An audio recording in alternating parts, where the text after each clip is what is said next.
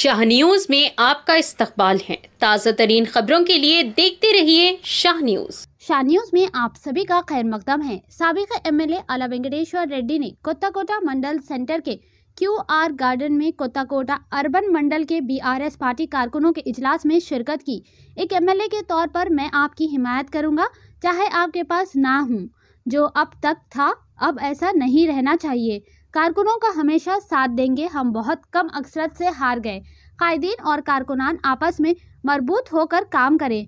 आए होशियार रहे कि अब से वो गलती ना करे। हम एक एमएलए के ओहदे के अलावा तमाम ओहदों पर फायज है और आने वाले इंतखाबात में बीआरएस पार्टी के उम्मीदवारों को जिताना चाहिए। हो सकता है मेरे पास ये ओहदा ना हो, लेकिन केसीआर की क़यादत में आला वेंकटेश्वर रेड्डी आपके दरमियान होंगे।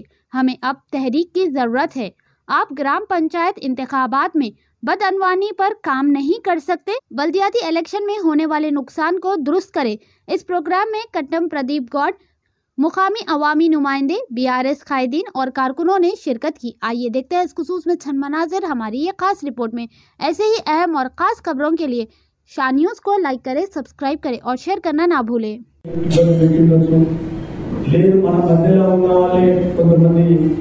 కోర్టులలో ఇబ్బంది పెట్టిండొచ్చు.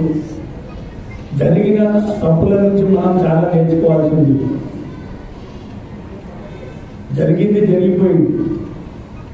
దాని నుంచి మనం రేపటి భవిష్యత్తు కొరకు మనం ఏ విధంగా కార్యాచరణ రూపొందించుకోవాలి. రేపు మన ముందర ఉన్నది స్థానిక సంస్థల ఎన్నికలు. నియోజకవర్గంలో ఉన్న ఈ 5 సంవత్సరాల కాలంలో ఎమ్మెల్యేతో పాటు నియోజకవర్గంలో ఉన్న అన్ని స్థానిక సంస్థల్లో బీఆర్ఎస్ పార్టీకి సంబంధించిన వాళ్ళే అధికారంలో ఉన్నారు. ఎంపీలు కావచ్చు, జడ్పీటీసీ కావచ్చు, సివిల్లో చైర్మన్ కావచ్చు, మున్సిపల్ చైర్మన్ కావచ్చు, కౌన్సిలర్లు కావచ్చు, సర్పంచులు, ఎంపీటీసీ.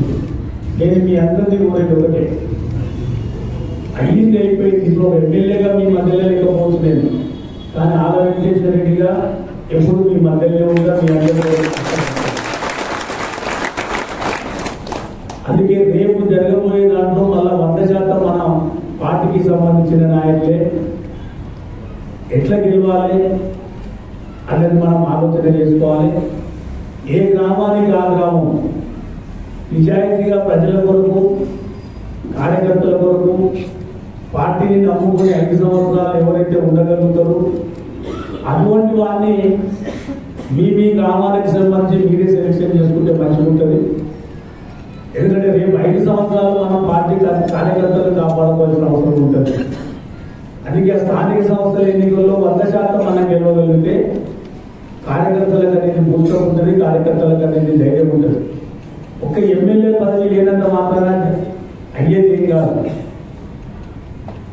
కానీ ఇది పోయి స్థానిక సంస్థల్లో కూడా మనం నష్టపోతే కార్యకర్తలు కదా 15-20 సంవత్సరాలుగా పార్టీని నమ్ముకున్న వాళ్ళు చాలా మంది ఉన్నారు. అటువంటి వాళ్ళని కాపాడుకోవాల్సిన అవసరం ఉంటుంది.